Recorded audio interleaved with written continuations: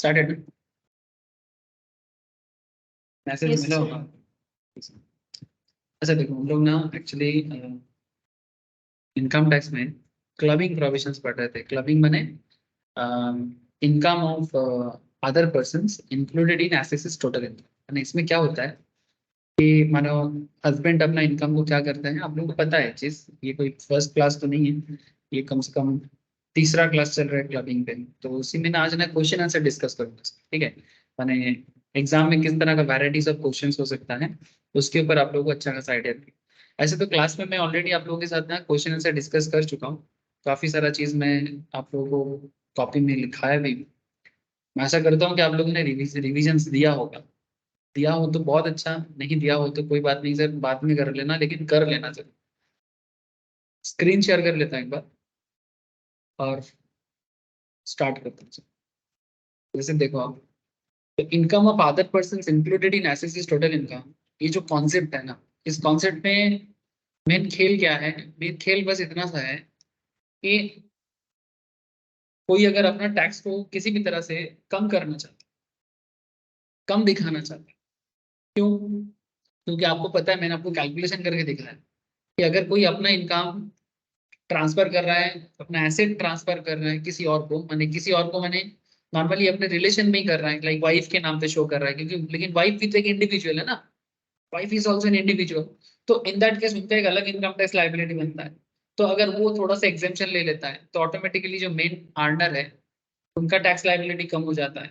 Interestingly आप लोग ये सारा खेल Amitabh Bachchan and his family, ठीक है, अमिताभ बच्चन सर एंड इस फैमिली का जो मैंने एग्जांपल क्रिएट किया था for the understanding purpose and इस फैमिली, उसमें हम लोग सारा खेल को ऑलरेडी समझ चुके हैं सर। तो सर आज क्या करेंगे सर? आज भी ना उसी चीज को समझेंगे।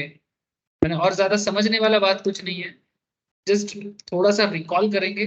मैंने लास्ट कुछ क्लासेस में जो भी हम लोगों ने पढ़ा है उसको थोड़ा सा रिकॉल करना है और क्वेश्चन आंसर प्रैक्टिस करना है। आज का यही मेन रिस्पॉन्सिबिलिटीज है।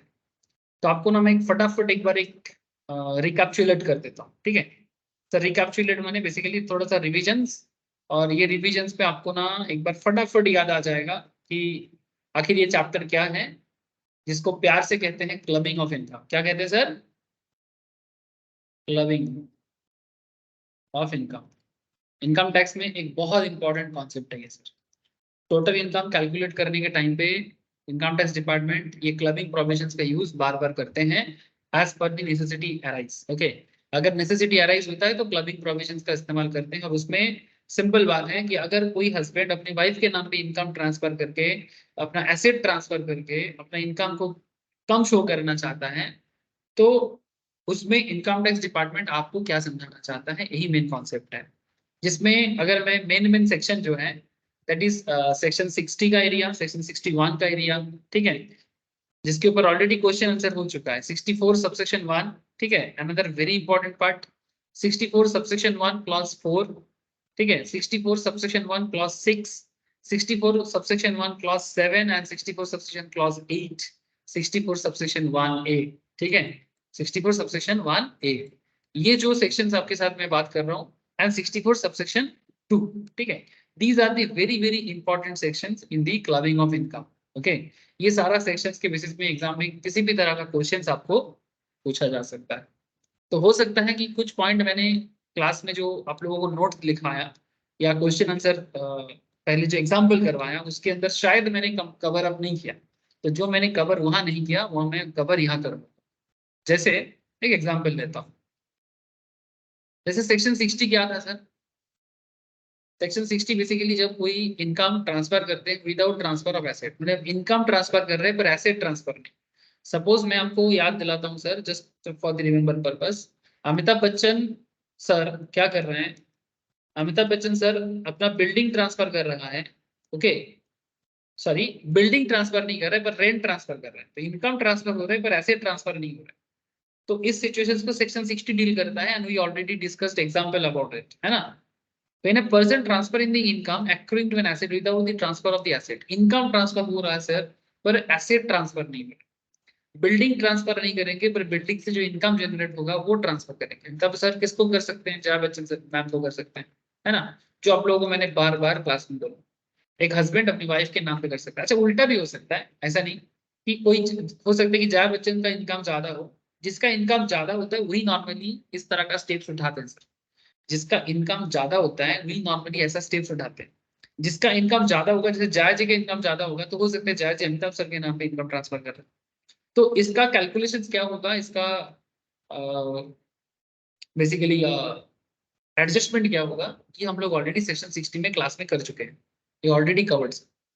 Section 61 income arising from revocable transfer of asset, मैंने एसेट अभी ट्रांसफर करेंगे पर उसको बाद में वापस ले लेंगे, या फिर एसेट से जो इनकम जनरेट होगा उसका कट सर्टेन परसेंटेज। सर ये मैं आपको जल्दी में क्यों बोल रहा हूँ, क्योंकि आपको ऑलरेडी पता है, क्योंकि मैंने प्रीवियस तीन तीन लेक्चर नहीं दो दो लेक्चर्स में आपको समझा के रखा। एक टॉपिक है जो मैंने प्रीवियस लेक्चर में बातचीत नहीं किया, जैसे कि इनकम ऑफ माइनर चाइल्ड। हाँ सर, इसके बारे में मैंने ज्यादा डिस्कशन नहीं कर पाया। एक काम करती है, सेक्शन 64 सबसेक्शन 1 है, थोड़ा सा सुना देता हूँ आपको। এই সবার মনে পড়ছে তো এগুলো ক্লাসে হয়েছিল? हाँ प्रिया, शालिनी, एज वेल एज समन्विता, आप लोग को याद आ रहा है कि नहीं आ रहा है? Please tell me sir. अरे মনে পড়ছে? यस और नो?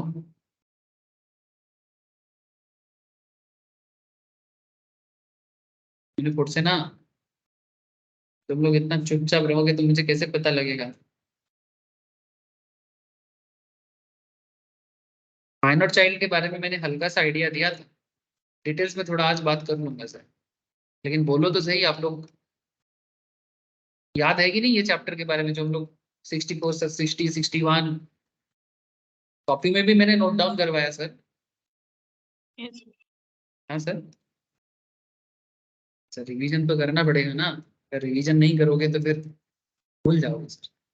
पढ़ाई के टाइम पे इतना भी टफ नहीं लगता, पर प्रॉब्लम है ज्यादा पेंडिंग रहने से यही चीज आप कनेक्ट नहीं कर पाओगे। ओके, जैसे देखो, ऑल इनकम अराइजिंग और एक्रूइंग टू माइनर, मतलब एक माइनर को जो भी इनकम आता है, माइनर माने सर बिलो 18, है ना? माइनर माने कौन होते हैं? जो बिलो 18 के हैं। सो ऑल इनकम अराइजिंग और accruing to a minor child including a minor married daughter. कभी कभी सर हमारे ऐसे तो माइनर का मैरिज नहीं होना चाहिए, वो इलीगल है सर मैरिज एक्ट के हिसाब से। लेकिन अगर किसी माइनर डॉटर का मैरिज हो जाता है, ठीक है, और उनका भी कोई income shall be included in the total income of his or her parent। यानी अगर माइनर के नाम पे कोई इनकम है तो वो इनकम नॉर्मली उनके माँ या पापा, जिसका इनकम ज्यादा होता है, उसके इनकम के साथ ऐड कर देता है। The income of the minor child shall be included in with the income of that parent. उस पेरेंट के साथ इंक्लूड किया जाता है उस total income before including minor income is higher. यानी माइनर की इनकम ऐड करने से पहले जिसका इनकम ज्यादा होगा उसके इनकम के साथ ऐड कर दिया जाए। where the marriage of the parents does not subsist, अगर किसी की पेरेंट का मतलब बेसिकली डिवोर्स हो गया है, the income of the minor will be included in the income of that parent who maintains the minor child। हर case, जो भी केस या situations in our real life हो सकता है, वो हर एक चीज के बारे में इनकम टैक्स आपको बता देता है।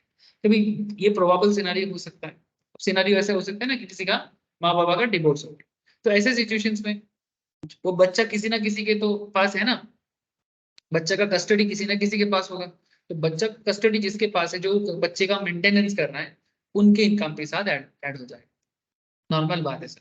तो इन माइनर का इनकम किसके साथ ऐड होता है, इसका आपको सेक्शन 64 सबसेक्शन 1A कहता है कि किसकी इनकम के साथ आपको क्लब करना चाहिए। अच्छा, और एक बात sir, the parent the parent in whose total income, जिसका total income, the income of the minor child or children are included shall be entitled to exemptions of such income subject to a maximum of 1500 per child under section 10 subsection 32। point to be noted,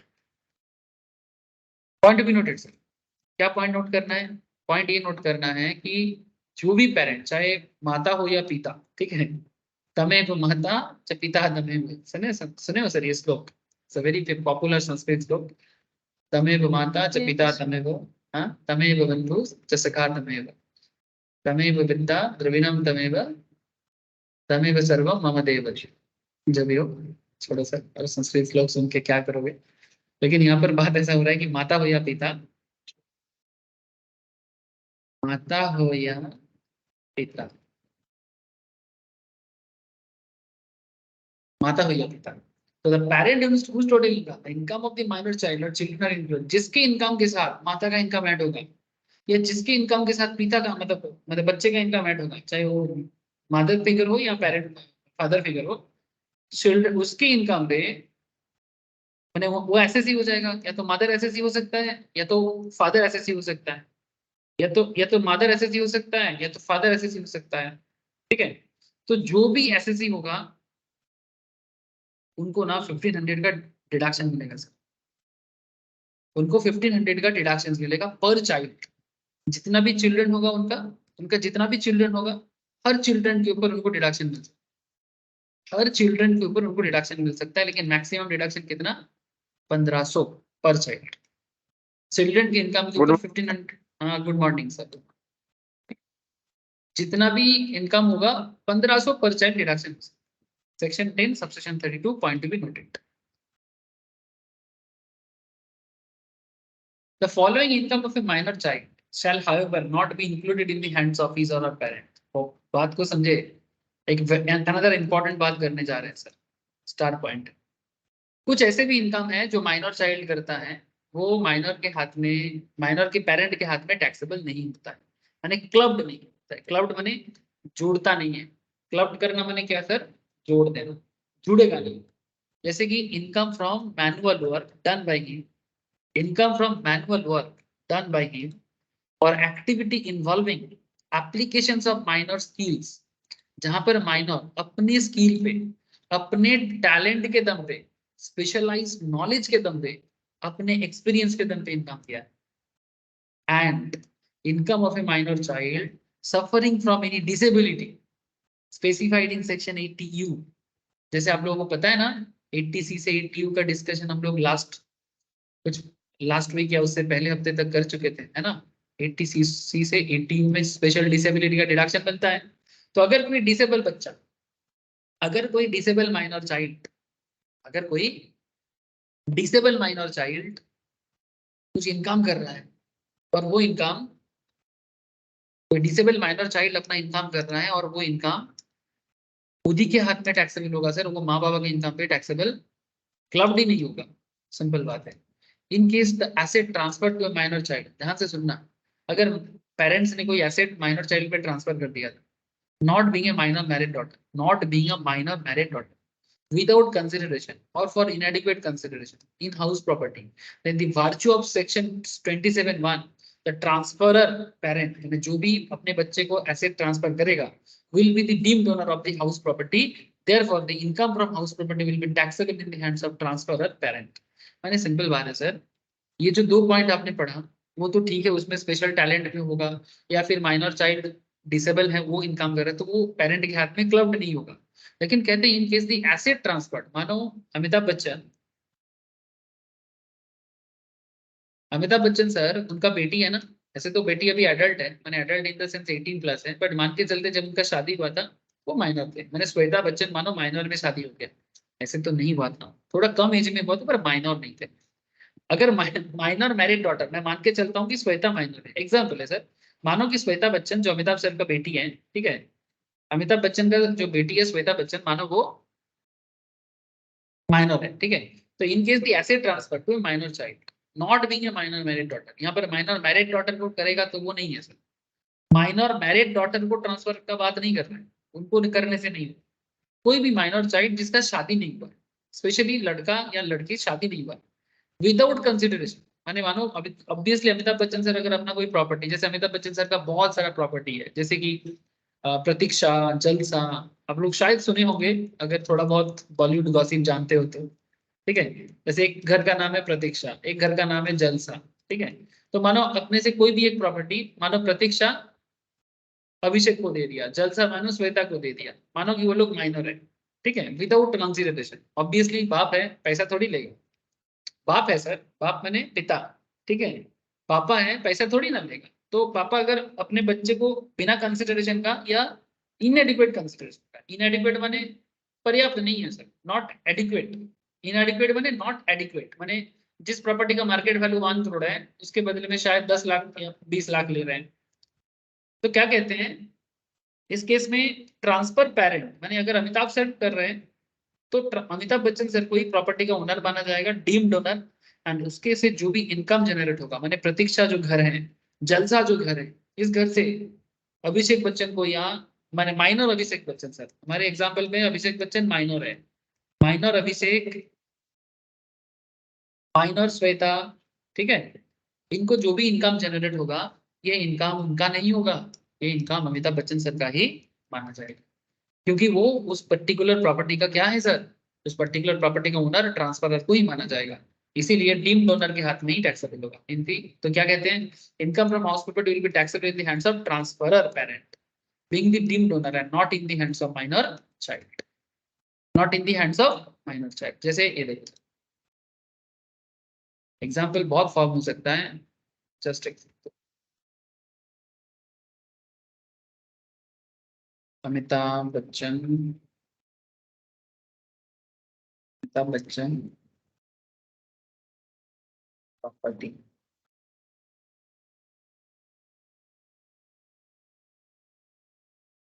करीब 7.18 करोड़ का property है ऐसा बताया जा रहा है। What are the 4 houses of Amitabh Bachchan? Sir ये सब तो गॉसिप हो गया, अरे गॉसिप छोड़ो आप, जलसा, जनक, प्रतीक्षा, वत्सा, ठीक है, एंड फिफ्थ अननेम्ड बंगलो, कुछ अननेम्ड भी है, 4 का नेम है, ठीक है। तो अमिताभ बच्चन हाउस इन मुंबई, ठीक है, गूगल में आप इसको, गूगल गूगल माई मैप्स में भी देख सकते हैं, कौन सा वाला होगा, आई डोंट नो, दिख रहा है क्या? लोग भीड़ करते हैं सर अमिताभ बच्चन सर का घर को देखने के लिए। प्रतीक्षा, ये प्रतीक्षा है, ठीक है, ये जुहू के पास है, जुहू बीच के पास बता रहा है ये, फिर जुहू में और एक है। अब समझ रहे हैं आप लोगों को समझ में आ गया, ठीक है, कि मैं मुझे जो समझाना था आप समझ गए, ठीक है। तो बेसिकली इस तरह से प्रॉपर्टी ट्रांसफर कर रहे हैं अपने माइनर बच्चे को, ठीक है, अपने माइनर बच्चे को प्रॉपर्टी ट्रांसफर कर रहे हैं, कुछ इस तरह का देखने में है, ठीक है, you can see it here. तो बस प्रैक्टिकली थोड़ा सा कनेक्ट करने के लिए मैं आपको दिखाया, मैं आशा करता हूँ कि आप लोग कनेक्ट कर लेते हो सर। अच्छा ये सेक्शन कौन सा है, ये कौन सा सेक्शन है सर? सर 64 सबसेक्शन 1 है, तो 64 सबसेक्शन 1 है, थोड़ा सा वैराइटीज बात किया, कभी माइनर के हाथ में भी टैक्सेबल किया, कभी माइनर के हाथ में टैक्सेबल नहीं किया, सिचुएशन थोड़ा अलग है, एक हो जाएगा जी। Hello, Yes, sir. Yes. 64(2), sir 64(2) क्या है?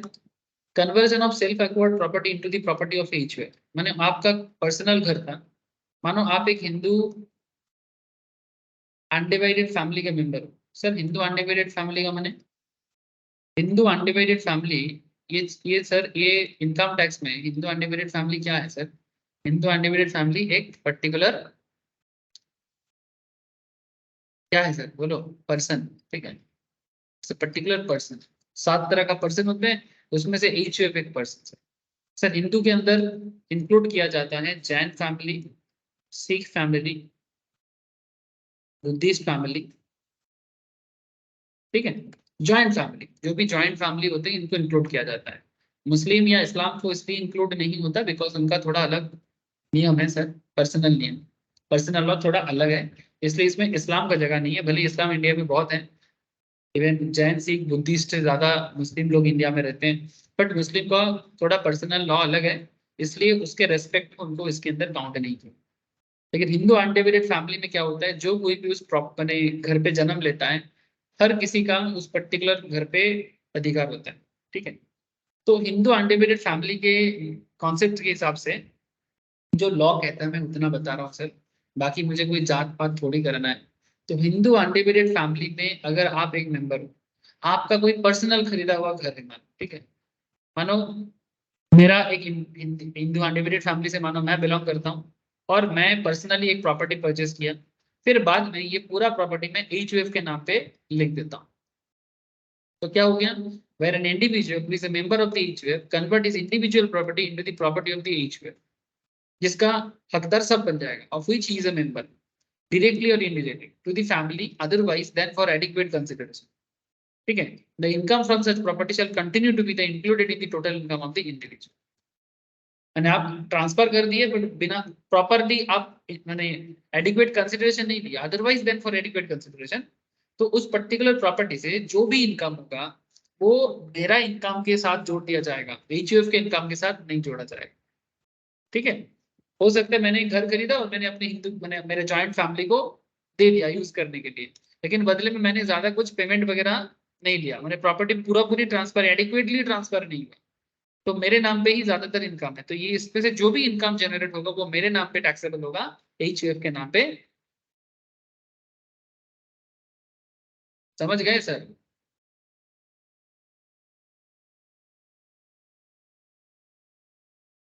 ये बोझे अच्छे तो Yes, sir.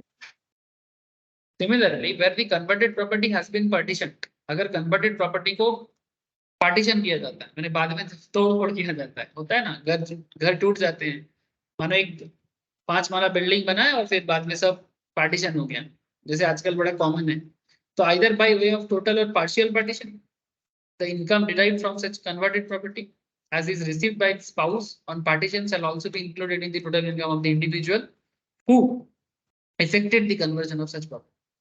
मतलब सिंपल बात है, अगर पार्टीशन होने के बाद where the converted property has been partitioned either by way of total और partial partition, हो सकता है completely partition हो गया जॉइंट फैमिली के बीच में, या फिर partially partition, तो उसमें से भी जो इनकम डिराइव होगा from such converted property as is received by the spouse, माने अगर मेरा प्रॉपर्टी है, मेरे स्पाउस माने मेरे वाइफ के नाम पे अगर पार्टीशन में कुछ प्रॉपर्टी आ रहा है, शैल also be included in the total of the income of the individual who affected the conversion of such property.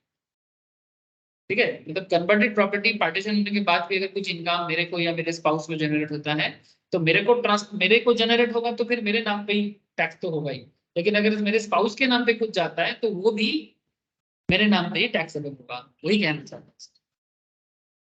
ठीक है, तो ये है सर सेक्शन 64 सबसेक्शन 2 का हिस्सा। अब सर क्या है ना, कुछ टॉपिक बाकी था, तो मुझे लगा कि आपको एक बार बता देना चाहिए, तो मैंने आपको बता दिया, मुझे लगा नहीं, ये तो ड्यूटी है मेरा।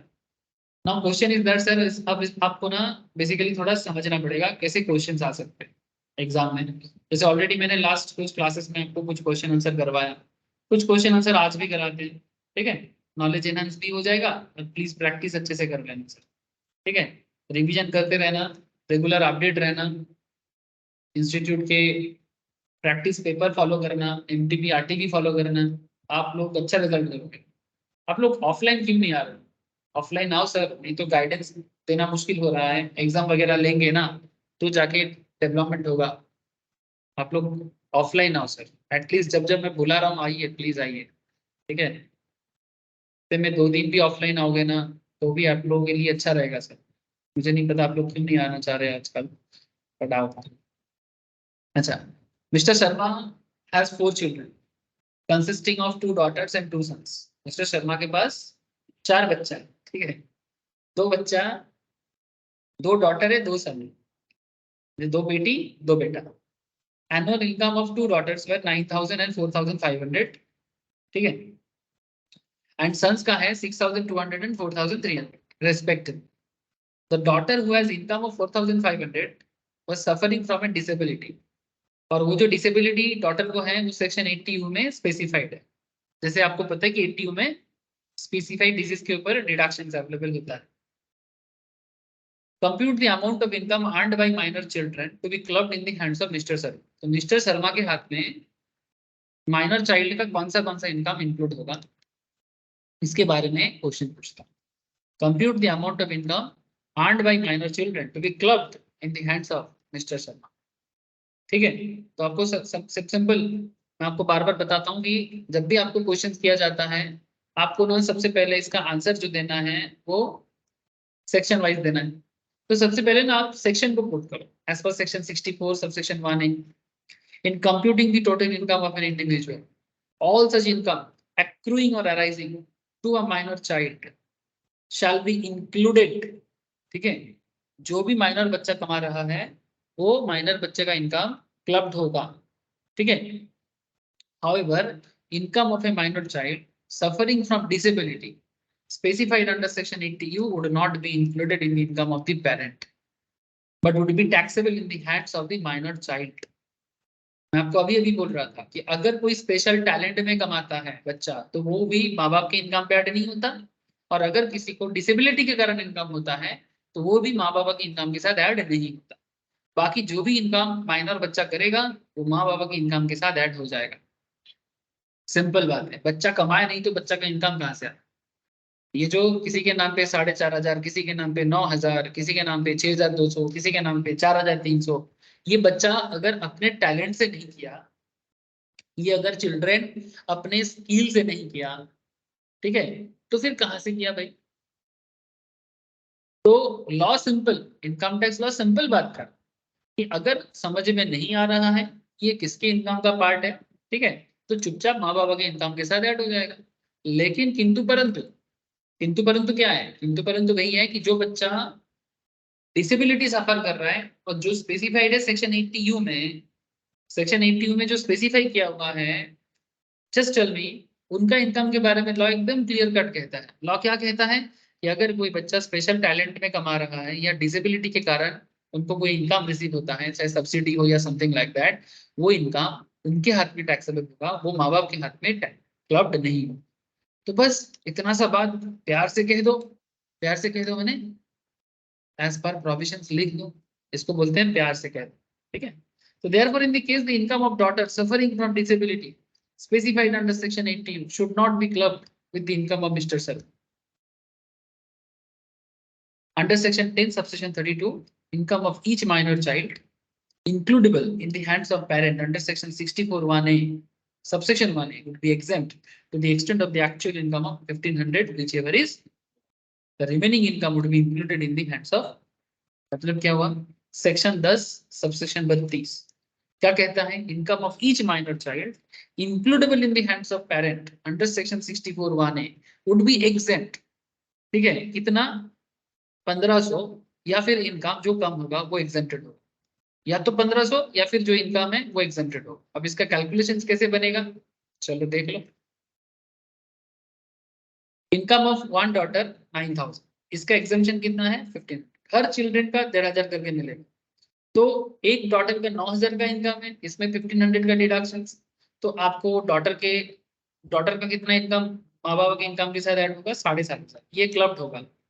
क्लब्ड कितना होगा? 7,500, ठीक है। 1,500 एग्जेम्प्टेड है सेक्शन 10 सबसेक्शन 32। याद रखना सर, यही सब टैक्स का एक्चुअल चैलेंज है। अच्छा, इनकम ऑफ टू सन्स, दो सन्स का इनकम कितना था? 6,200 एंड 4,300, 6,200 4,300, 6,200 4,300 कुल मिला के बनता है 10,500। दोनों बच्चे का अगर 1,500 करके होता है तो कितना होता है सर? 3,000। 3,000, तो टोटल कितना हो गया? 7,500। तो दो बच्चे का, दो लड़का का हो गया 7,500 क्लब्ड, ठीक है, ये क्लब्ड होगा, ये क्लब्ड होगा। इधर भी 7,500 क्लब्ड होगा, और बाकी जो है वो 1,500 करके एग्जेम्प्टेड हो जाएगा, ठीक है। तो टोटल इनकम कितना क्लब्ड होगा 64 सबसेक्शन 1A के तहत? A प्लस बी करके 15,000, टोटल 15,000 क्लब्ड होगा। समझ गए सर? अब आप बोलोगे सर यहाँ पर तो कुछ समझे सर? 15,000 क्लब्ड हुआ, कौन सा क्लब्ड नहीं हुआ? ये जो 4,500 है ना, ये नहीं हुआ क्योंकि दोनों डॉटर था, देयर इज टू डॉटर, एक डॉटर नॉर्मल है, एक डॉटर डिसेबल है। सन्स का कोई दिक्कत नहीं है, दोनों क्लब्ड हो गया और दोनों में 1,500 करके माइनस हो गया। लेकिन दोनों डॉटर है, दोनों डॉटर में से एक 9,000 का कमा रहा है और एक 4,500 का, और जो 4,500 कमा रहा है उसमें से वो डिसेबल है।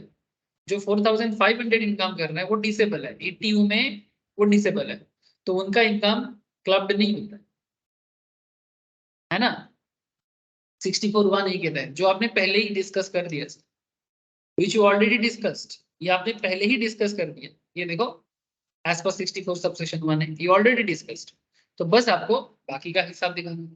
तो 15,000। बोलो सर, एनी डाउट? क्लियर है?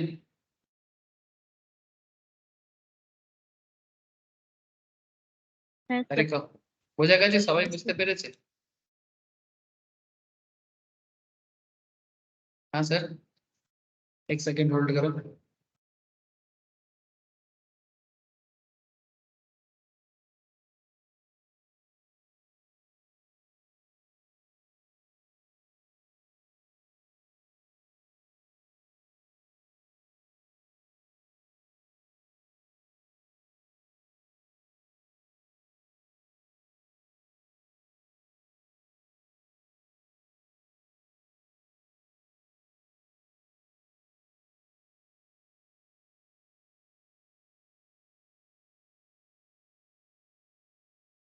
बोलो सर। ठीक है, समझ में आ रहा है ना?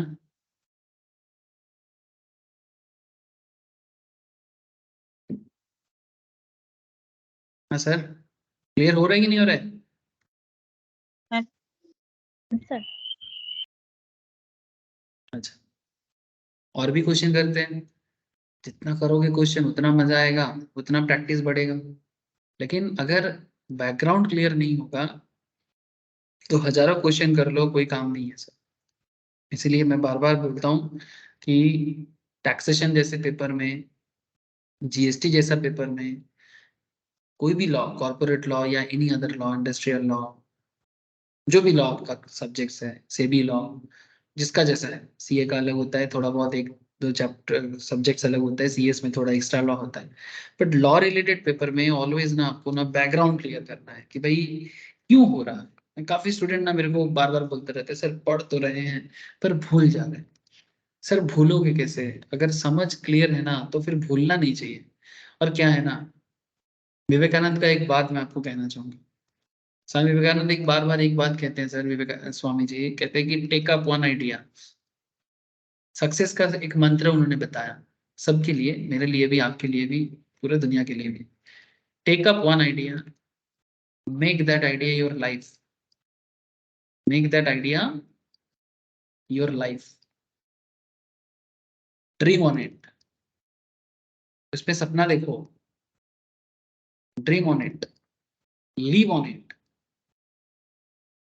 समझ रहे हो sir? Dream on it, live on it, success will kiss your leg, success will kiss your leg. Sir मतलब समझे? एक आइडिया में जियो सर, कि मुझे सीए बनना है, मुझे सीए में बनना है, मुझे कंपनी सेक्रेटरी बनना है, मुझे कॉमर्स में टॉप करना है, मुझे फाइनेंस प्रोफेशनल्स बनना है, मुझे टैक्स में अच्छा बनना है। अगर आपका एक आइडिया सही है ना, तो take up one idea, make that idea your life, इसको अपना जिंदगी बनाओ, उसमें ड्रीम देखना चालू करो, उसमें जीना चालू करो, सक्सेस आएगा, कोई नहीं रोक सकता। प्रॉब्लम यही है कि हम लोग ना मतलब उस पर्टिकुलर चीज में ना जीते नहीं है, और बहुत जल्दी हार मान जाते हैं।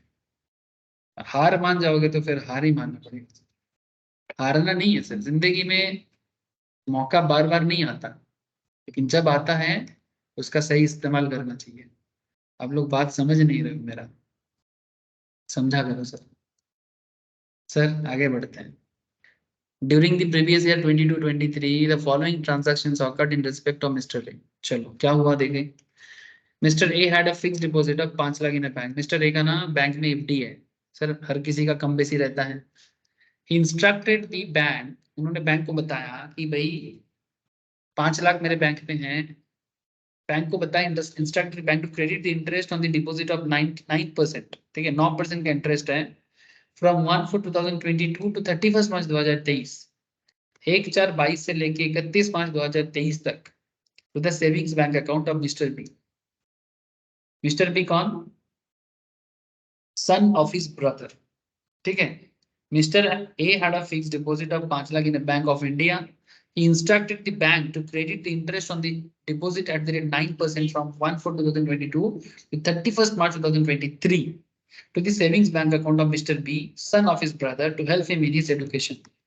अपने बच्चे के लिए नहीं, अपने भाई के बच्चे के लिए, अपने ब्रदर के बच्चे के लिए उन्होंने बोला। पॉइंट बी, ठीक है, Mr A hold 75% profit share in A partnership firm. Mr. A holds 75% profit share in a partnership firm. Mrs. A received a commissions of rupees, माने 75% profit share माने substantial interest है। Mrs. A माने उनका wife जो है, उनको ना उस पर्टिकुलर कंपनी से, जिस फार्म में उनका प्रॉफिट है मिस्टर ए का, उसी बिजनेस से मिसेस ए को 25,000 कमीशन मिला from the firm for promoting the sales of the firm. Firm का सेल्स प्रमोट किया इसलिए उनको मिला है। Mrs A possess no technical और प्रोफेशनल क्वालिफिकेशन। मिसेस ए के पास किसी भी तरह का टेक्निकल एंड प्रोफेशनल क्वालिफिकेशंस नहीं है। ठीक है, ये सब अलग अलग सिनारियो। पहला केस अलग है, सेकंड केस अलग है। मिस्टर ए, थर्ड केस देख, Mr A gifted, Mr A gifted a flat to Mrs A. Mister A ने मिसेस ए को फ्लैट गिफ्ट किया। कब किया? अप्रैल 2022 को। During the previous year 2022-23 Mrs A's income from house property was 52,000। 2022-23 में, previous year 22-23 में Mrs A का income house property से जो कंप्यूट करके आपको बताया जाए, कितना बताया जा रहा है सर? 52,000 का प्रॉफिट है फ्रॉम सच फ्लैट। इस फ्लैट से इनकम जनरेट हुआ। फ्लैट तो पहले गिफ्ट हो चुका था, लेकिन उस फ्लैट को मे भी रेंट देके या किसी भी तरह का यूज करके उस पर्टिकुलर फ्लैट से 22,000 52,000 का इनकम जनरेट हुआ। ठीक है, 52,000 का इनकम। पॉइंट डी, ध्यान से सुनना, खेल क्या देखो कहां से कहां बदल जाएगा। Mr A gifted 2 lakh to his minor son. Mr. A gifted 2 lakh to his minor son, who invested the same in a business, and he derived income of rupees 20,000 from the investment. Mr. A gifted 2 lakh to his minor son, who invested the same in a business, and they derived income of 20,000 from the investment. ध्यान से सुनना बात को।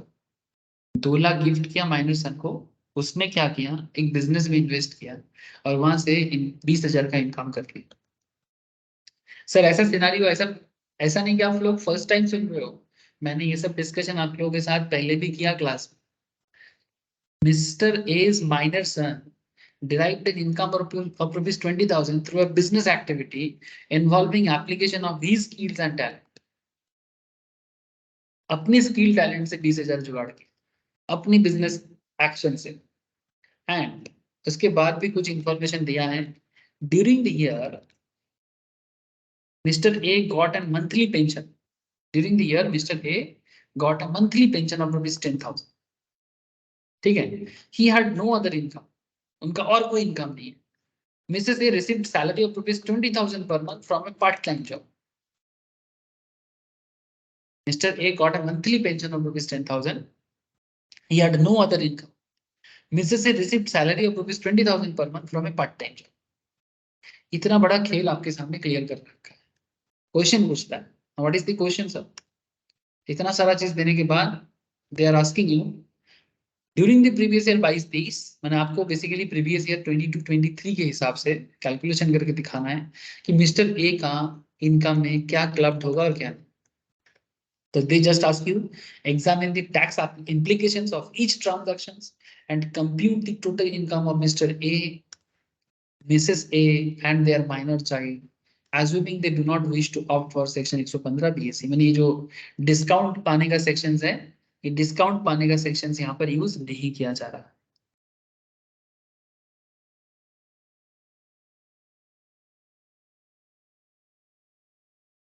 ठीक है, बोलो sir, समझ में आ गया?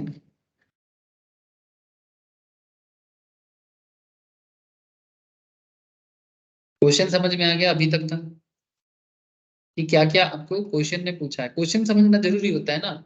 एग्जाम में जब आपको देगा इस क्वेश्चन को करने के लिए आपके पास हार्डली 5 मिनट रहेगा। 5 मिनट में ये पूरा क्वेश्चन सॉल्व करना है, ये पांचों पॉइंट कंप्लीट करना है। तो आपको बहुत फास्ट प्रॉम्प्टली क्वेश्चन पढ़ के समझना पड़ेगा कि भाई मेरे को पूछा क्या है और मेरे को जवाब क्या देना है। तो जवाब देने के लिए भी आपको रेडी हो जाना पड़ेगा सर। कैसे रेडी होना है? फटाफट आपको क्या करना है, यू नो दैट कि आपको मिस्टर ए का इनकम पूछा, मिसेस ए का इनकम पूछा, माइनस का इनकम पूछा, तो 3 लोगों का इनकम पूछा, तो तीनों के लिए कॉलम बना लो और एक पर्टिकुलर का कॉलम बना लो जहां पर आप सारा डिटेल्स को लिखोगे, है ना सर? तो डिटेल्स लिखने के लिए पर्टिकुलर और मिस्टर ए के लिए, क्योंकि इनका थोड़ा सा क्या है, इन्हीं का मेन बातें हैं। मिसेस ए का भी कुछ इनकम दिखा है और माइनर सन का भी कुछ डिटेल्स आपको दिया है। तो तीनों का इनकम आपको शो करना है, दिखाना है कि भाई क्लब कुछ होगा कि उन्हीं के हाथ में। तो सबसे पहले तो आप ये देख लो कि salary income mister Mrs A का। ठीक है, income under the head salary. Salary में क्या हुआ देखो, मिसेस ए एक पार्ट टाइम जॉब करते हैं। मिसेस ए, ये देखो क्या लिखता है, Mr. A got the monthly pension of 10,000. He had no other income, and Mrs. A received salary of 20,000 per month from a part-time job. ठीक है, तो अगर मिस्टर ए का ही बात करें तो मिस्टर ए एक 10,000 का इनकम करते हैं। मिस्टर ए 10,000 का इनकम करते हैं पेंशन से। तो पेंशन बनी वो सैलरी हुआ ना, पेंशन भी तो सैलरी की चीज ही होता है, रिटायरमेंट के बाद मिलता है। तो यहाँ पर बेसिकली ये जो मानो पहले जिस तरह किसी कंपनी में काम करता था, वहां से रिटायरमेंट कर ली, और रिटायरमेंट करने के बाद इनकम कर रहा है। तो अगर 10,000 करके 12 करके मिस्टर ए कमा रहा है, तो फिर 1,20,000 कमाएंगे। और मिसेस ए जो 20,000 करके पार्ट टाइम जॉब करते हैं, तो 20,000 इंटू 12, 2,40,000। इधर पेंशन इनकम 10,000 इंटू 12, 1,20,000। सिंपल। और आपको पता है ना सर, सैलरी में ना, सैलरी चैप्टर जो लोग ऑलरेडी सैलरी चैप्टर कर चुके हो उनको पता होगा, जिनको नहीं पता वो अभी इतना जान लो। बाकी डिटेल्स हम लोग सैलरी चैप्टर बहुत जल्दी स्टार्ट करेंगे वापस, तब आपको मैं वापस करवाऊंगा। अगर आपको उससे पहले जानने का शौक है या जानने का इच्छा है, तो आप मेरे से बैकअप लेके भी कर सकते हो। ठीक है, देखो पढ़ाई आपका है, आप जैसे चाहो करो, जल्दी करना है जल्दी करो, देरी करके करना है देरी करके करो, पर करो सही। बहुत लोगों ने मेरे से मांगा, मैं दे दिया बहुत लोगों को, ठीक है, सैलरी मतलब करने के लिए। तो सैलरी चैप्टर में ना क्लियर कट बताते हैं कि अगर आप सैलरी इनकम करते हो, जितना भी इनकम करो, सेक्शन 16 सबसेक्शन 1 आपको स्टैंडर्ड डिडक्शन देता है। ये सरकारी नियम के अनुसार, इनकम टैक्स के नियम प्रोविजन के अनुसार होता है। मतलब ऐसा नहीं कोई हवा से आ गया। आपका जो भी इनकम होगा, गवर्नमेंट आपका टैक्स लायबिलिटी कैलकुलेट करने से पहले आपको 50,000 का डिडक्शन देगा, एज पर सेक्शन 16 सबसेक्शन 50,000 के डिडक्शन। तो अगर मिस्टर ए का इनकम 1,20,000 था, तो 50,000 डिडक्शन मिलेगा, तो 70,000 इनकम बनेगा। और मिसेस ए का 2,40,000 का इनकम था, तो 50,000 डिडक्शन देके 1,90,000 का इनकम। बोलो सर, समझ में आया? जो कभी भी सैलरी चैप्टर नहीं पढ़ा है या फिर भूल गए हैं, उनको मैं बता दूं कि ये 50,000 एक रूल है, जो सेक्शन 61 में 61 16 सबसेक्शन 1 में सैलरी पर्सन को मिलता है। 50,000 का स्टैंडर्ड डिडक्शन। ये पहले 2-3 साल पहले, 4 साल पहले ये 40,000 का होता था। ठीक है, तो चलो अभी पहले क्या था, अभी जरूरत नहीं है, अभी जो है वही मैं आपको बोला।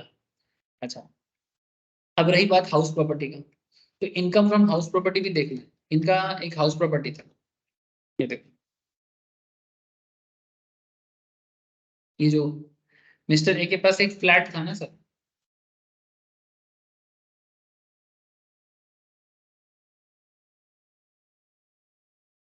इसके पास एक फ्लैट था ना, क्या फ्लैट था इनका, बताता हूँ।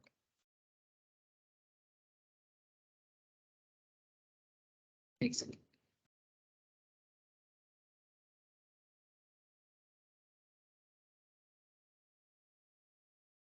हाउस प्रॉपर्टी से भी उनको इनकम हो रहा है। बैंक ऑफ इंडिया में, अच्छा वो तो अदर सोर्स हो गया, हाउस प्रॉपर्टी का एक वर्किंग नोट है, वर्किंग नोट से ही देख लेते हैं।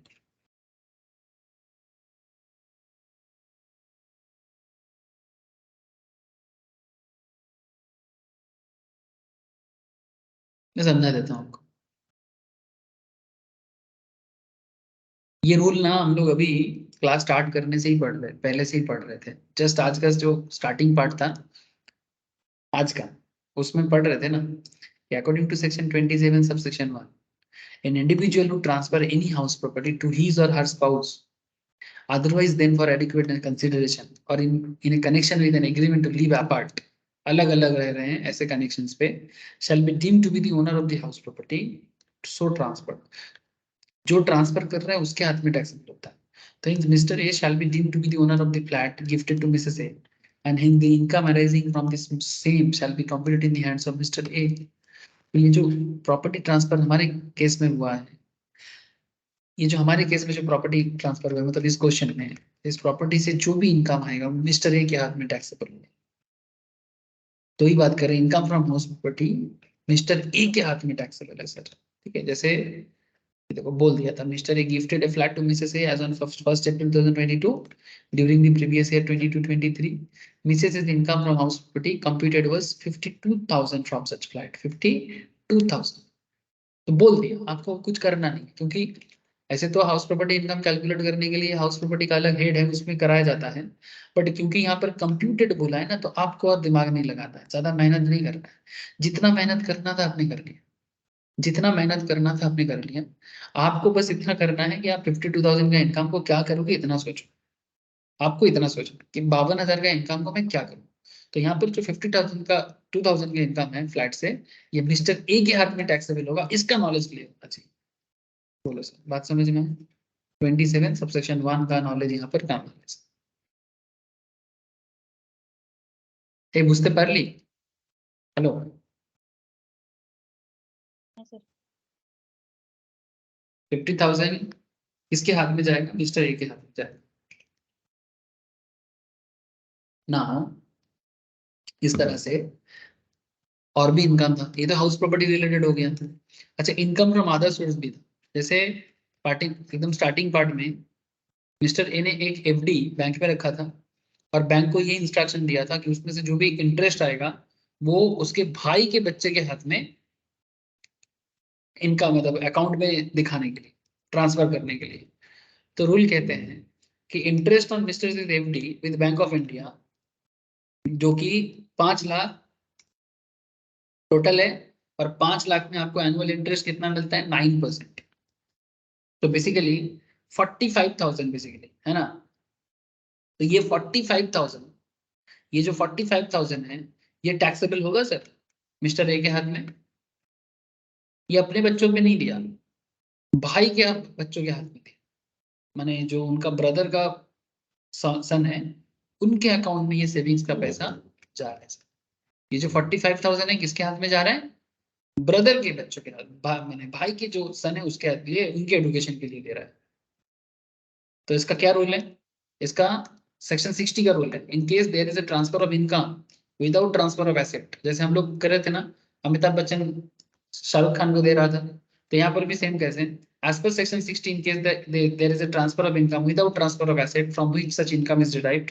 जैसे एफडी यहाँ पर क्या है? Fix deposit is the asset, FD is the asset, और एफडी से जो अर्निंग इंटरेस्ट अर्निंग हो रहा है वो मेरा इनकम, मतलब वो एक्चुअली उसका इनकम है लेकिन वो ट्रांसफर कर दे रहा है। तो therefore the FD interest of 45,000 transferred by mister A to Mr B shall be included in the total income of mister A. Mister A के हाथ में, ट्रांसफरर के हाथ में टैक्सेबल। किसके हाथ में टैक्सेबल होगा सर? ट्रांसफरर के हाथ में। जो ट्रांसफर कर रहा है उनके हाथ में ही टैक्सेबल होगा। ओके, जो ट्रांसफर कर रहा है उन्हीं के हाथ में टैक्सेबल होगा।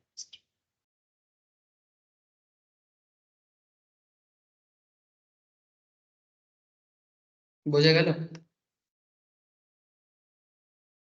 सर। ठीक है, बस इसी तरह से आपको चीज समझना पड़ेगा। तो इसलिए हम लोग 45,000 मिस्टर ए के नाम पे काउंट करें। क्यों करना है, किस लिए करना है, प्रोविजंस पढ़ो, क्लियर हो जाएगा। प्लस माइनस तो बच्चा भी कर सकता है। तो फिर टैक्स कंसल्टेंट का क्या अहमियत है, क्या इंपॉर्टेंस है?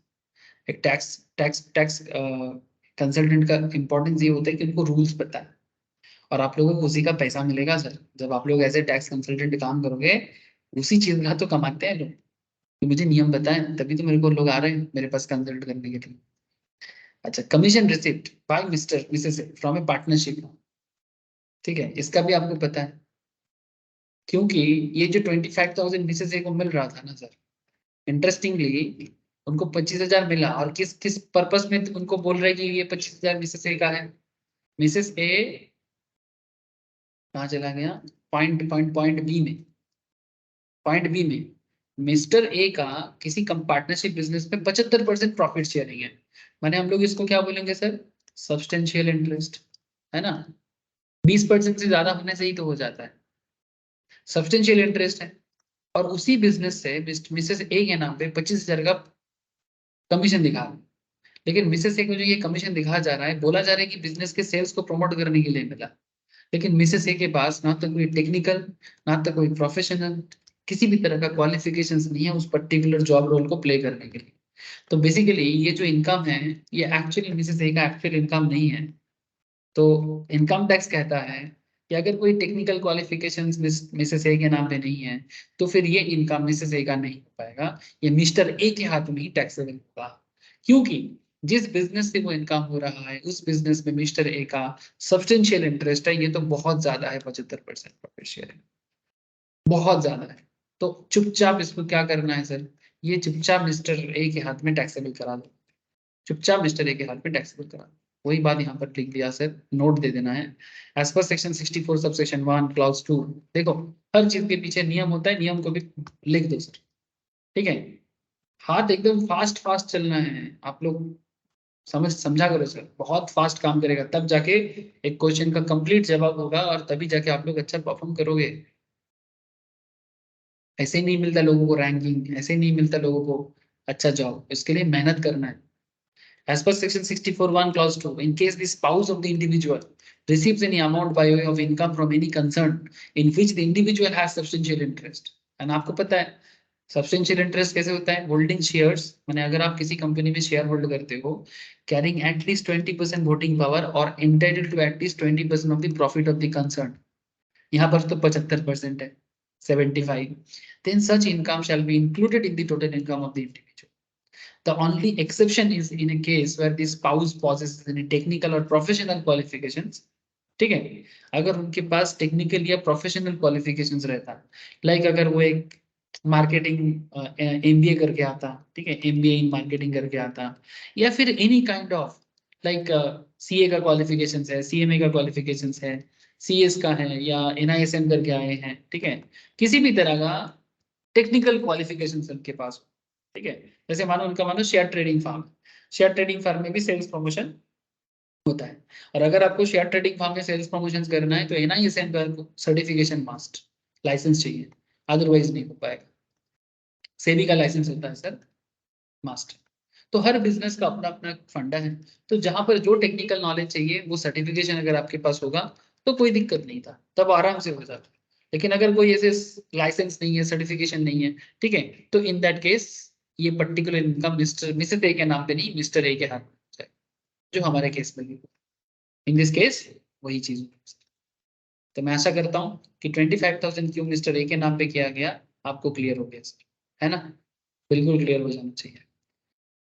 अच्छा, तो commission received by Mrs A from a partnership firm in which mister A has substantial interest, ठीक है, तो ये हो गया 25,000 का हिसाब किताब। अच्छा, उसके लिए आपने यहाँ पर नोट भी दे दिया, उसके लिए आपने यहाँ पर नोट भी दे दिया। अच्छा, और क्या है सर, और कौन सा बिजनेस इनकम यहाँ पर रहा है, और क्या हिसाब किताब है, कुछ बाकी रह गया क्या?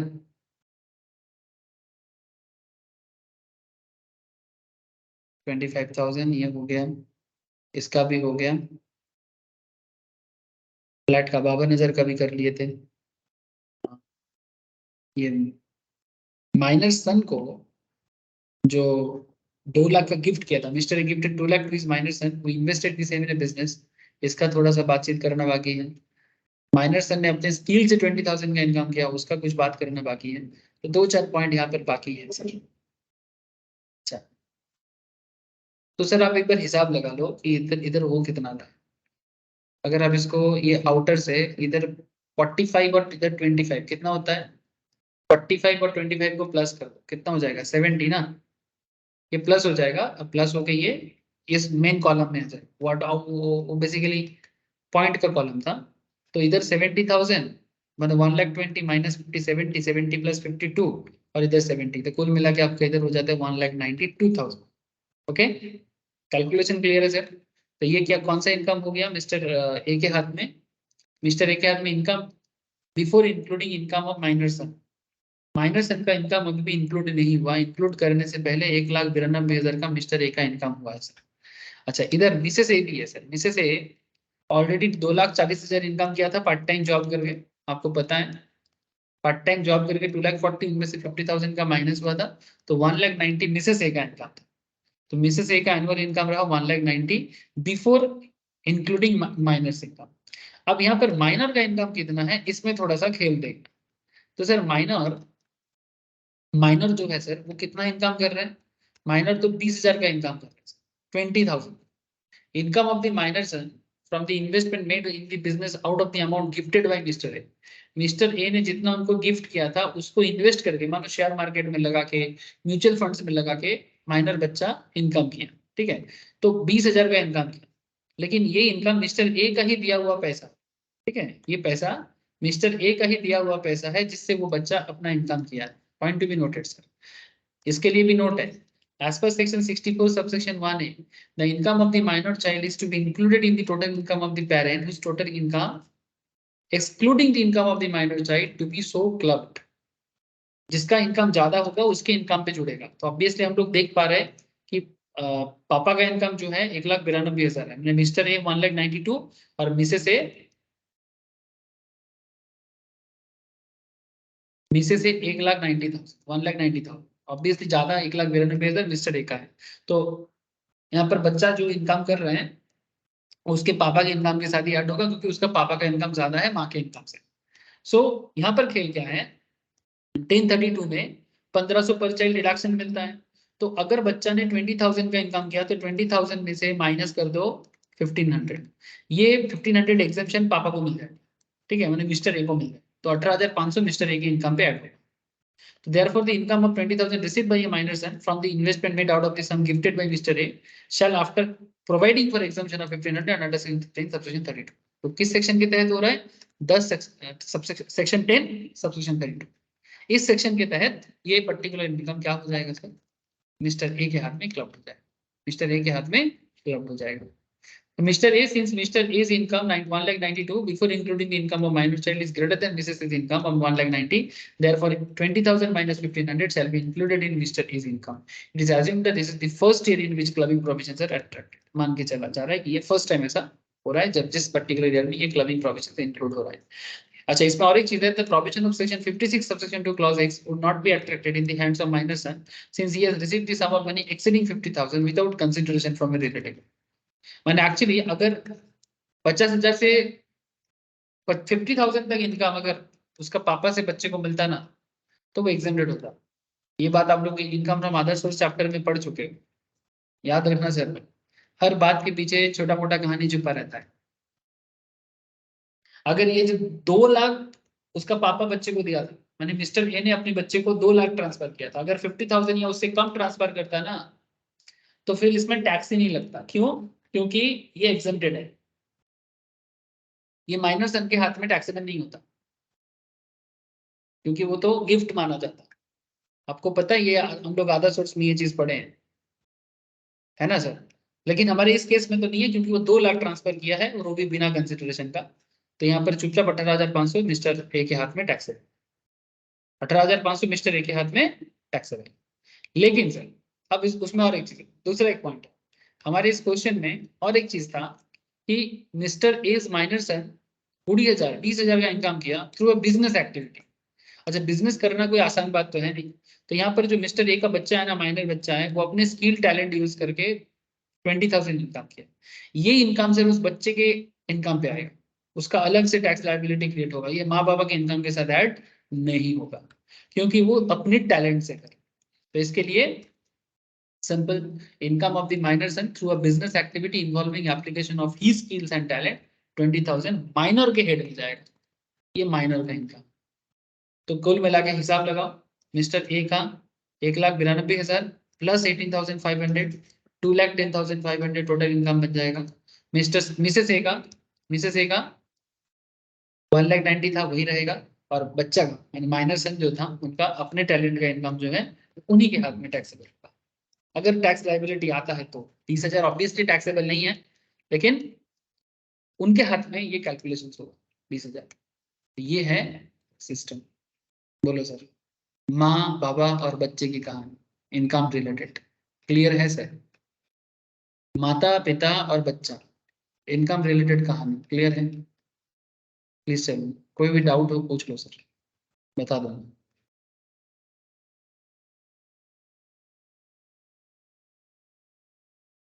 Yes sir.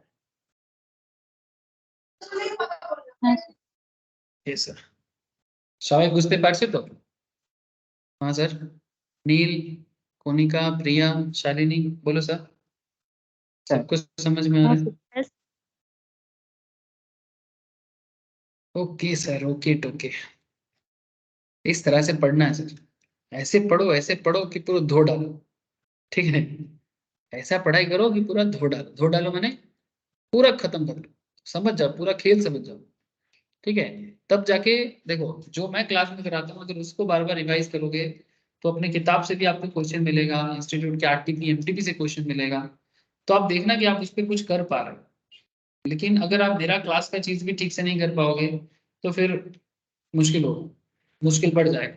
इसलिए मैं बार बार एक ही चीज बोलूंगा आपको कि फोकसली सारा प्रोविजंस को मेरे साथ साथ रीड करो, मेरे साथ साथ क्वेश्चन का आंसर को करो, पीछे का बैकग्राउंड को समझो। आप देखना, नॉट जस्ट मेरा क्लास का, इवन मैम का क्लास का भी, अगर आप अच्छे से क्लास फॉलो करते हो ना, आप देखना कि आपका 80% काम हो जाता है, बाकी 20% से थोड़ा एक्स्ट्रा मेहनत करना पड़ता है। ठीक है, तब जाके, इसलिए मैं बार बार आप लोगों को बोल रहा हूँ सर, आप लोग ऑफलाइन में आइए, तभी जाके आप लोगों का टेस्ट लेने से आप लोगों का डेवलपमेंट मुझे समझ में आएगा। ठीक है, ये बात मेरा मानिए सर, नहीं तो मैं एग्जाम के लिए रेडी नहीं कर पाऊंगा आप लोग। अच्छा, और क्या क्वेश्चन है? हाँ चलो, ये वाला क्वेश्चन भी देख लो, इजी क्वेश्चन होगा, ज्यादा टफ नहीं लग रहा है मुझे। ठीक है, लेकिन थोड़ा प्रोविजन बेस्ड क्वेश्चन है, और 2 क्वेश्चन है, ये करने से मेरे हिसाब से एनफ है, आपका नॉलेज बेहतर करने के लिए एनफ है सर। उसके बाद थोड़ा और प्रैक्टिस, और कुछ नहीं, पहले इतना प्रैक्टिस तो कर लो सर, बहुत हो गया। चलो, मिस्टर ए ने ना क्या किया, अपने एक हाउस प्रॉपर्टी जिसका वैल्यूएशन से 50 लाख का अपनी वाइफ को दिया, मिसेस बी को, who in turn मैंने Mrs B has gifted the same to Mrs C. Mrs C कौन है? उनका डॉटर इन लॉ। मैंने सिंपल बात है, अमिताभ बच्चन ने जया बच्चन को दिया, जया बच्चन ने ऐश्वर्या बच्चन को दे दिया। ठीक है, ऐश को दे दिया। The house was let out, अब इस घर को ऐश्वर्या ने क्या किया, लेट आउट कर दिया, भाड़े पे दे दिया, और 25,000 per month throughout the year income हो रहा। Compute the total income of mister A and Mrs C. Amitabh Bachchan का इनकम पूछ रहे हैं और ऐश्वर्या बच्चन का इनकम पूछ रहे हैं। Will your answer be different? Question पूछता है, क्या आपका आंसर चेंज होगा? If the said property was gifted to his son, अगर ये अपने बहू को ना देखे, मैंने ऐश्वर्या को ना देखे, अभिषेक को देता तो was gifted to his son, husband of Mrs C. मैंने हस्बैंड ऑफ मिसेस सी कौन है? अभिषेक बच्चन। एकदम पिक्चर क्लियर है सर, है ना? पिक्चर एकदम क्लियर होना चाहिए, पिक्चर परफेक्ट। अगर इमेजिनेशन बन जाता है ना, क्लैरिटी हो जाता है ना, दिमाग में एक छवि बन जाता है, छवि समझते हैं ना सर, है ना? बेसिकली एक इमेज, क्या कर रहे हैं, क्या हो रहा है, कौन किसको दे रहा है और कौन किससे क्या ले रहा है, तो बहुत मैटर सिंपल हो जाएगा।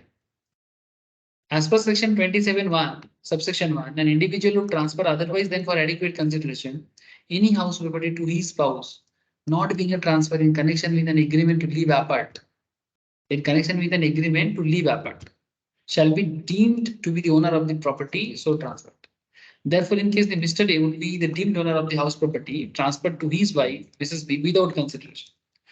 ठीक है, यहाँ पर कोई लीव अपार्ट तो नहीं हुआ था, तो अगर मिस्टर ए ने, अमिताभ बच्चन ने अगर अमिताभ जया बच्चन को ट्रांसफर किया, तो ऑब्वियसली ये ट्रांसफर अमिताभ सर के हाथ में ही टैक्सेबल रहेगा। Yes it, as per section 64 subsection 1 clause 6, income arising to the son's wife from asset transferred directly or indirectly to her by an individual otherwise than for adequate consideration would be included in the total income of such individual.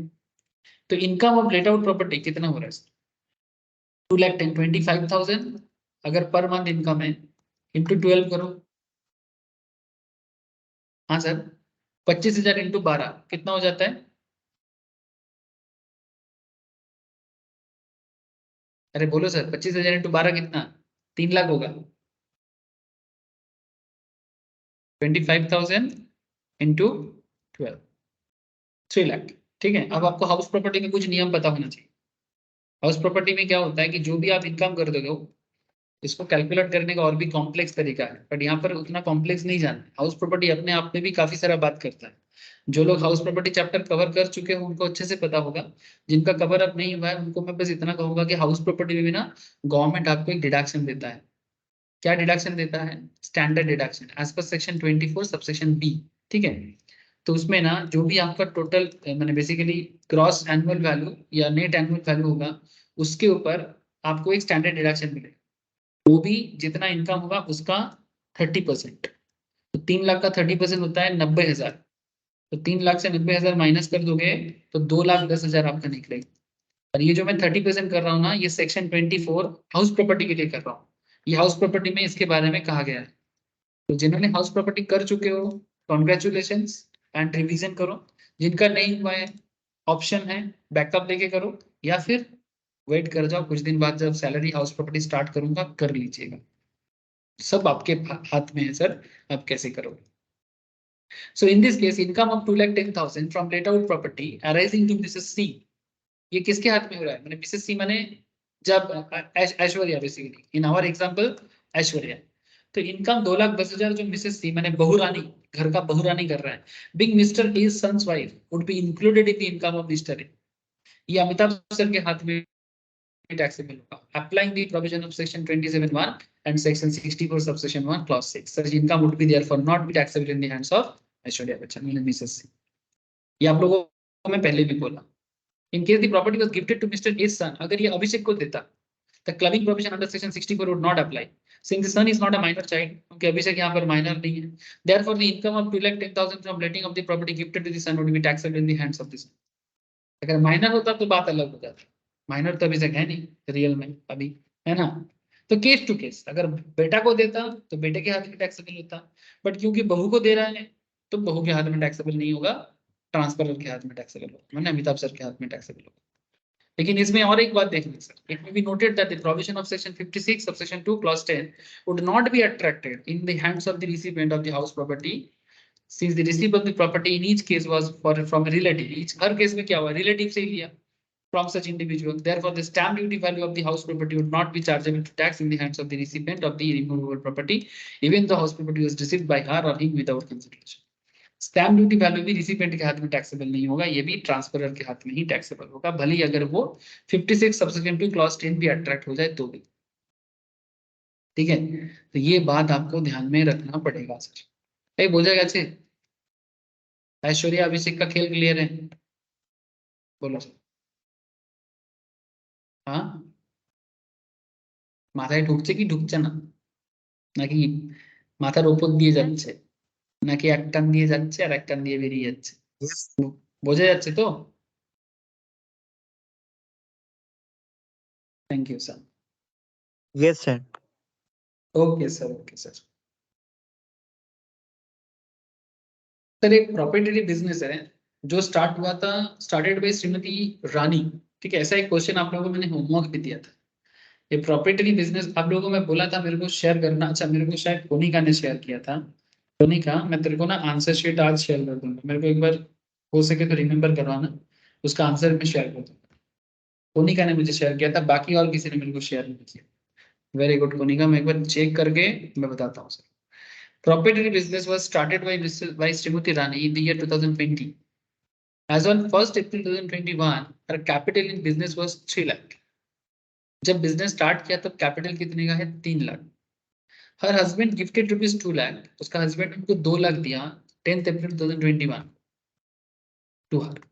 And such sum is invested by Srimati Rani in her business. Shrimati रानी ने क्या किया, ये जो 2 लाख दिया वो भी business में दे दिया सेम डेट पे, मतलब 10 अप्रैल को। Rani earned profit from her proprietary business for the financial year 21-22, 1.5 lakh profit किया, 1.5 लाख का। एंड फाइनेंशियल ईयर 22-23 उन्होंने प्रॉफिट किया 3,90,000। नाउ कंप्यूट करने बोल रहा है कि income to be clubbed in the hands of Rani's husband for the assessment year 23-24 with reasons. इसमें से कितना इनकम हस्बैंड के हाथ में क्लब्ड होगा, क्योंकि आखिर पैसा का एक हिस्सा हस्बैंड के से भी आया है, तो आपको बताना पड़ेगा कि भाई प्रोविजंस क्या है। तो ऑब्वियस बात है सर, ये सेक्शन 64 सबसेक्शन 1 के अंदर आएगा। The clubbing of income in the hands of the individual if the income earned is from the asset transferred directly or indirectly to the spouse of the individual. Husband से अगर wife को मिलता है तो obviously asset तो husband से आया है और वो भी इनएडिक्वेट है। In case Shrimati Rani receive the gift of 2 lakh from her husband, जैसे कि 2 लाख उन्होंने अपने हस्बैंड से लिया, ठीक है, which she invested in his business. The income to be clubbed in the hands of Shrimati रानी 23-24 का ये हिसाब है सर। हिसाब एकदम क्लियर है, देखो थोड़ा सा दिमाग लगाओ, ज्यादा नहीं। स्टार्टिंग में सर यहाँ पर 2 बातें सर, एक श्रीमती रानी का कैपिटल कंट्रीब्यूशन का हिसाब करना है और हस्बैंड का जो हिसाब है वो देखना है। तो कैपिटल जब श्रीमती रानी बिजनेस स्टार्ट किया था उनके पास 3 लाख का था, उनका खुद का। Investment on 10th April 2021 out of the gift received from her husband, ठीक है, out of the gift received from her husband कितना है सर? 2 लाख का। तो 3 लाख उसके पास था, 2 लाख हस्बैंड ने गिफ्ट किया, ठीक है। तो कुल मिला के उनका टोटल कैपिटल हो गया 5 लाख, और ये जो गिफ्ट 2 लाख का मिला वो भी दोनों ने इन्वेस्ट कर दिया। Now profit for financial year 21-22 to be apportioned on the basis of the capital employed on the first day of the previous year, that is on 1st April 2021। मैं समझाता हूँ। यहाँ पर क्या हुआ है सर कि पहला ईयर में मिसेस रानी ने, रानी जी का सर 1.5 लाख का प्रॉफिट हुआ। अब आपको क्या हिसाब करना है, कोई 3 लाख का कंट्रीब्यूशन तो था, ठीक है, कैपिटल, 1.5 लाख का प्रॉफिट हुआ पहला प्रीवियस ईयर में, ठीक है। तो ये 1.5 लाख में कैपिटल में चला जाएगा, तो 5 लाख और इधर हो गया 1.5 लाख, तो 6.5 लाख। ये 2 लाख तक हस्बैंड से गिफ्ट मिला, तो कुल मिला के कैपिटल एम्प्लॉयड कितना हो गया 1 अप्रैल 2022 में 4,50,000, 2 लाख हस्बैंड से गिफ्ट मिला, और 6,50,000 का टोटल कैपिटल एम्प्लॉयड हो गया 1 अप्रैल 2022 को। कहानी में ट्विस्ट है, रुक जाओ सर, खेल अभी बाकी है, प्रोपोर्शनलिटी एक इंटरेस्टिंग चीज है। आगे का खेल देखो sir, profit for financial year 22-23 to be apportioned on the basis of the capital employed as at 1st April 2022, that is 45:20। Sir 45:20 माने, ये देखो, माने उनका खुद का है 45, और इधर इधर से क्या मिल रहा है 20। तो इसको अगर तुम प्रोपोर्शनेटली देखोगे तो टोटल जो इनकम है उसमें से कितना रानी का है और कितना उसका हस्बैंड का है, कितना उसका है और कितना उसका हस्बैंड का है। तो 45:20 में डिस्ट्रीब्यूट होगा। Profit for the financial year 22-23 to be apportioned on the basis of capital employed as on 1st April 2022, 45:20। अब ये 45:20 करोगे तो आप करके देखो, इधर आपका, ये देखो सर, इधर आपका 1,20,000 का हिसाब आएगा और इधर आपका 2,70,000 का आएगा। तो ये 2,70,000 एक्चुअली रानी के हाथ में जाएगा, और उसमें से 1,20,000 एक्चुअली हस्बैंड का है। The income to be clubbed in the hands of Srimati Rani's husband for assessment at the East Office is rupees 1 lakh। अब ये टोटल इनकम इस तरह से हुआ है sir.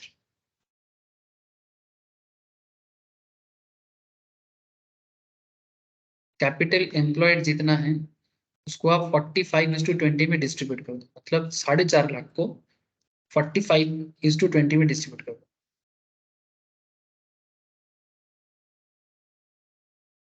4.5 lakh into 45 divided by 20। नहीं, ऐसे तो नहीं हो रहा है, आप लोग करके देख रहे हो सर। 20 कितना होगा, 5 9 और इधर 5 4, 9:4 करके भी करके देख सकते हो। तो 4.5 लाख को अगर आप प्रोपोर्शनेटली डिस्ट्रीब्यूट करोगे तो 9/13, और 4.5 लाख का और एक हो जाएगा आपका 4/13। 4/13 कितना आ रहा है सर, तो मुझे बता सकते हैं sir? 4.5 lakh into 9 divided by, नहीं आ रहा है, सब कुछ गड़बड़ है वैसे। एक और হয়েছে ক্যালকুলেশনটা?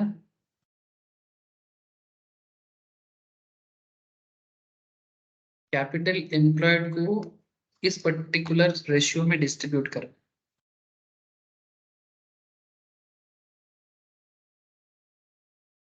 2,70,000 और 1,20,000।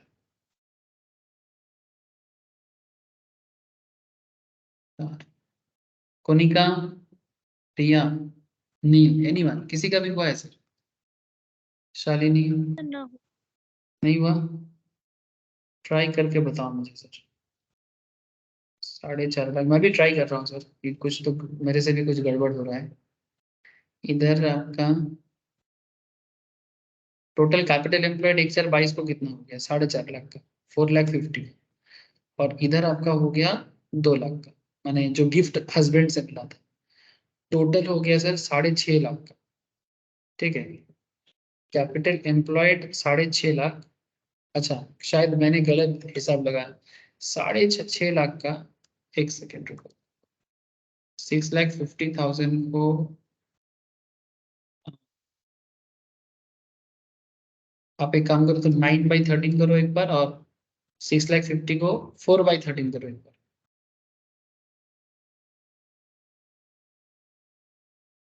कितना आएगा एक बार ये ट्राई करके देखो, मेरे हिसाब से हो जाना चाहिए। 4,50,000 আসছে? अच्छा, सेट तो पता एक सेकंड। 6.5 लाख को अगर 9/13 करते हैं 4.5, और इसी को अगर मैं 6.5 लाख को अगर मैं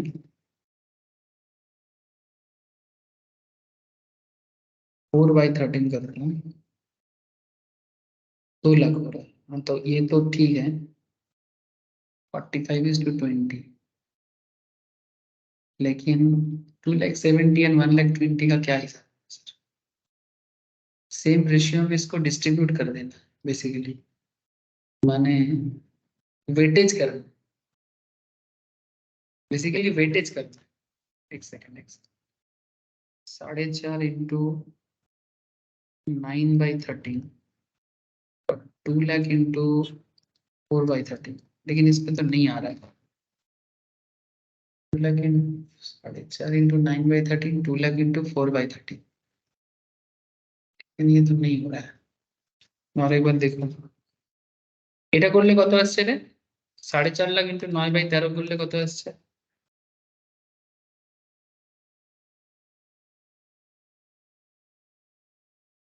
3,11,538 হুম, হবে না? 4.5 লাখ মাইনাস 2,70,000, 1,80,000 ডিফারেন্স আসছে। Proportionately 45:20, 45:20। So 45:20 करने के लिए एक चीज देखो, 45:20 बेसिकली यहाँ से ले रहा है। ये जो 1 2 3 1 2 3 4 4, ये 45:21, ये बेसिकली मिसेस रानी का और उसके हस्बैंड का जो कैपिटल एम्प्लॉयड है इसका रेशियो है। अब आपको क्या बताया जा रहा है कि sir profit for financial year 2022-23 to be, profit for financial year 22-23। Sir एक सेकंड रुको, हम लोग एक चीज मिस कर रहे हैं। अब हो जाएगा, अब हो जाएगा, एक सेकंड। यहाँ पर एक इंफॉर्मेशन मैं मिस कर रहा हूँ। 3,90,000 का 22-23 का प्रॉफिट था ना सर? हेलो, आप लोग मुझे बोला भी नहीं सर कि हमने कुछ मिस किया। 22-23 में 3,90,000 का प्रॉफिट किया था। हाँ, इस 3,90,000 का जो प्रॉफिट है, क्योंकि ये प्रॉफिट में हस्बैंड का इनकम भी तो कनेक्टेड है ना, क्योंकि 3,90,000 जो मिसेस रानी ने कमाया, इट्स ओके, 3,90,000 आपने कमाया मिसेस रानी ने, लेकिन इस 3,90,000 में तो दोनों का हिस्सा है। तो उसमें वाइफ का हिस्सा कितना? 45, और इसका इतना हिस्सा 20। तो 3,90,000 को इस रेशियो में तोड़ो। अब इसको थोड़ा छोटा भी कर सकते हो आप, यानी 3,90,000 इंटू 45/65 करो, मिल जाएगा। 45/65 करके देखो। 3,90,000 इंटू 45/65, हेलो, 2,70,000। हाँ सर, हम लोग ना एक इंफॉर्मेशन मिस कर रहे थे, इसलिए गड़बड़ हो रहा था। सॉरी सर, सॉरी, मेरा ही गलती है। ये बुझते पारली? और सिमिलरली आप 3,90,000 को 20/65 यानी इस रेशियो में डिस्ट्रीब्यूट करो।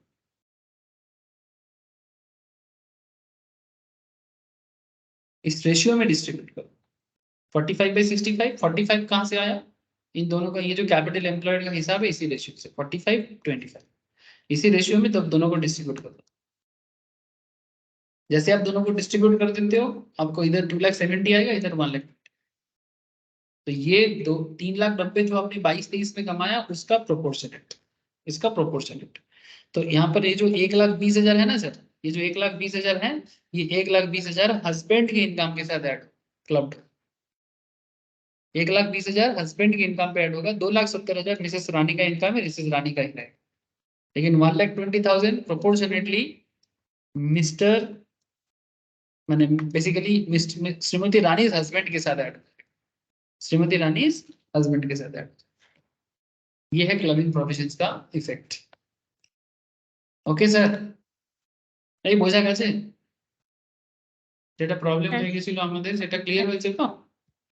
একটা ছোট্ট প্রবলেম হয়ে গেছিল, আমরা একটা ইনফরমেশন মিস করে ফেলছিলাম, যেটা এখানে অলরেডি গিভেন ছিল। 22-23 এর ইনকামটা অলরেডি গিভেন ছিল, সেটা আমরা মিস করে ফেলছি। আর ওটাকে প্রপোর্শনেটলি ডিস্ট্রিবিউট করতে হচ্ছে एज पर दी कैपिटल इम्पैक्ट। यहाँ पर लैंग्वेज को भी मैंने मिस कर लिया, क्लियरली बोला है profit for 22-23 to be apportioned to the basis of capital, clear cut information था। ठीक है सर।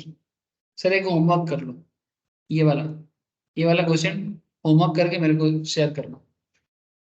सारा क्वेश्चन करवा दिए, ये वाला क्वेश्चन आप लोग घर पे ट्राई करके मेरे को शेयर करना। और लास्ट दिन का होमवर्क का भी मैं आप लोगों को क्या करता हूँ, डिटेल्स जो है मैंने आंसर शीट मैं आपको शेयर करता हूँ। जो लोग ट्राई नहीं किया अभी तक लास्ट दिन का होमवर्क का, प्लीज मुझे शेयर करो, सॉल्व करके मेरे को शेयर करो। मैं एक सिमिलर क्वेश्चन है, जॉरे क्वेश्चन आंसर एकदम सिमिलर, ऐसा ही क्वेश्चन है सिमिलर टाइप्स का, जो मैं अभी आप लोगों को सॉल्व करवा रहा था, जो लास्ट दिन मैंने आप लोगों को घर पे होमवर्क दिया था। सिमिलरली ये वाला क्वेश्चन, इसको भी ट्राई करना, थोड़ा डिफरेंट है बट मस्ट ट्राई। स्क्रीनशॉट ले लिया सर आप लोगों ने? हाँ, प्रिया, कोनिका, नील, स्क्रीनशॉट ले लो, ट्राई करो सर, आज ही मेरे को शेयर करना, ट्राई करके पेंडिंग मत रखना। और प्लीज रिविजन करो प्रॉपरली। कल भी क्लास ऑफलाइन ऑनलाइन दोनों रहेगा, बट रिकमेंडेशन है सर ऑफलाइन आओ, काफी सारा डिस्कशन हो जाता है, काफी जरूरी बातें हो जाते हैं जो शायद मैं ऑनलाइन में नहीं कर पाता। ठीक है, इट्स रिकमेंडेशन, ऑफलाइन विजिट करो सर, क्योंकि टेस्ट रिलेटेड मैटर में, क्वेश्चन आंसर रिलेटेड आप लोग का प्रिपरेशन मुझे समझ में नहीं आएगा, इसलिए बार बार बोल रहा हूँ कि विजिट ऑफलाइन। नील ऑफलाइन है, कल के चले कल को ऑफलाइन क्लास আছে। कोनिका, प्रिया, सभी को बोल रहा हूँ, शालिनी, अगर बहुत ज्यादा दिक्कत ना हो, हेल्थ रिलेटेड कोई इश्यूज ना हो, मस्ट विजिट सर। ठीक है, ओके सर, फिर आज इतना ही है, tata bye sir. Bye. Thank you, sir. Okay sir.